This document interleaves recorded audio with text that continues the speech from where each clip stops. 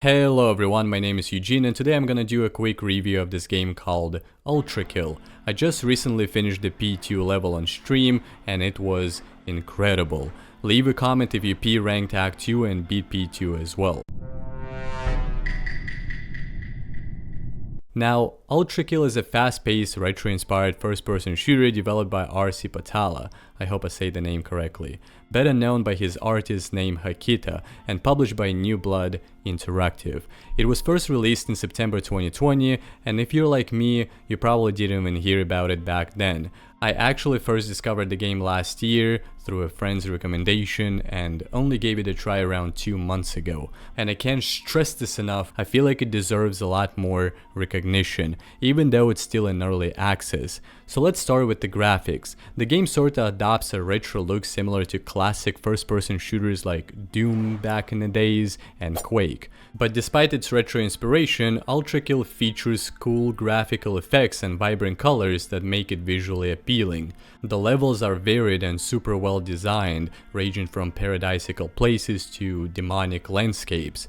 The game's art style is just gorgeous, which well represents this beautiful atmosphere of chaos and intensity. And yes, as it is beautiful, the game is also very intense in its richness of colors and it's not for the sensitive eyes. In fact, for the most part on my live streams I had to put on the shades because of how intensely bright, in a good way, it can get. So that in turn brings us to its gameplay.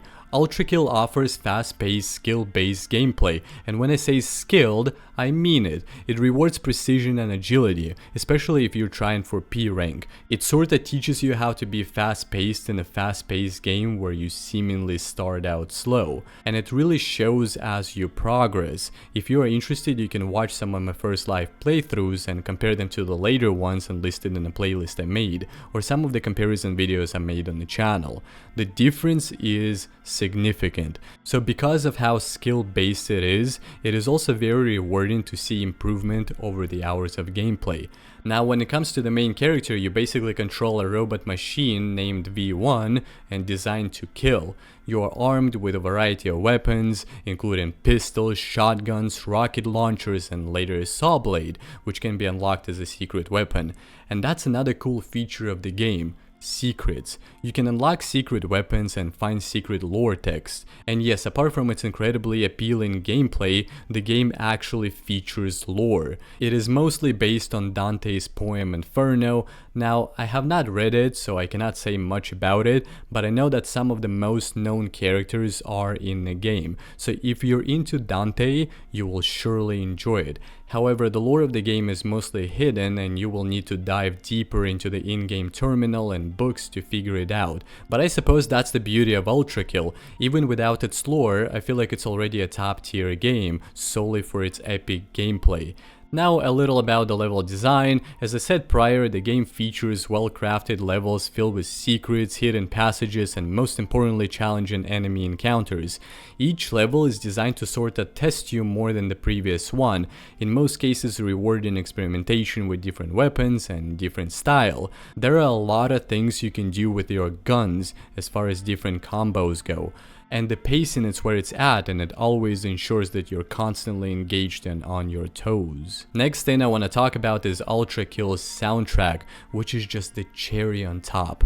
It's definitely one of the best features of ULTRAKILL, and as a hobbyist music maker myself, I certainly enjoyed it. As I know, it was also composed by Hakita, so that's just impressive. I can even tell you off the top of my head my favorite songs, which were Requiem and then later Order, which both have some similarities, and those notes just hit me on a nostalgia kinda level, so much that it got stuck in my head for days and I couldn't stop humming the tune even while playing other games live.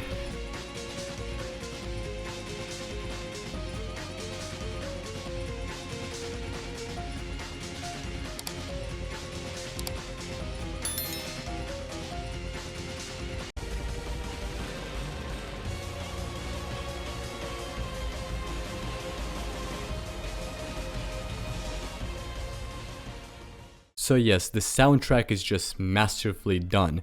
And for the final point, I want to talk about replayability, because I don't know about you guys, but for me personally, replayability is one of, if not the most important feature of any game I like. So this is where ULTRAKILL also shines. It offers high replay value thanks to its challenging gameplay and multiple difficulty levels. Now, I started the game on Violent right away, which is the hardest difficulty level available right now, because that's just me and that's how I prefer to start my games, on the hardest difficulties available right away. And it proved to be pretty challenging on my first playthrough, where I spent time learning how to parry and do special attacks with multiple restarts on the levels. But of course you don't have to play it on the hardest. There are easier difficulties available if you are the type to just enjoy the game and go through it without having to worry about restarting much. Then for the average challenge enjoyers, you have what is called P rank, and that's where I started this review from.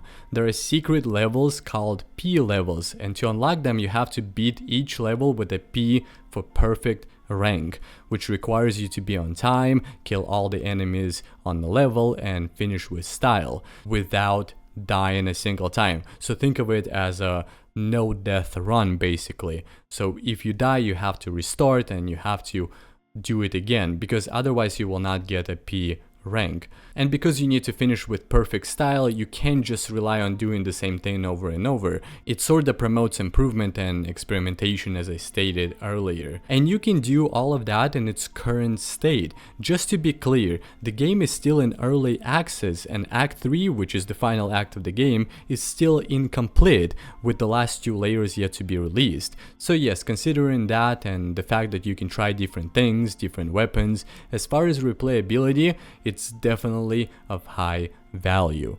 And I imagine there are different mods as well, so there are many ways to enjoy the game and come back to it from time to time. So the verdict is, ULTRAKILL is a very satisfying, fast-paced first-person shooter. Its fast-paced gameplay, stylish visuals, and killer soundtrack make it a must-play for fans of the genre.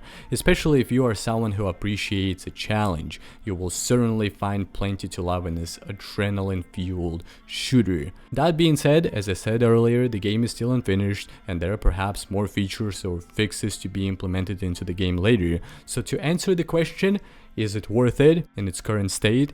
I'll say absolutely. Just give it a shot, stack up on guns, and give them hell. So yes guys, if you enjoyed this review and would like to see more games reviewed, make sure you drop a like and subscribe. I would really appreciate it. And also I would like to know your thoughts on ULTRAKILL. Maybe you played it or you would like to play it. Let us know in the comments. And thank you for watching. Stay tuned, stay strong. See you on the next one.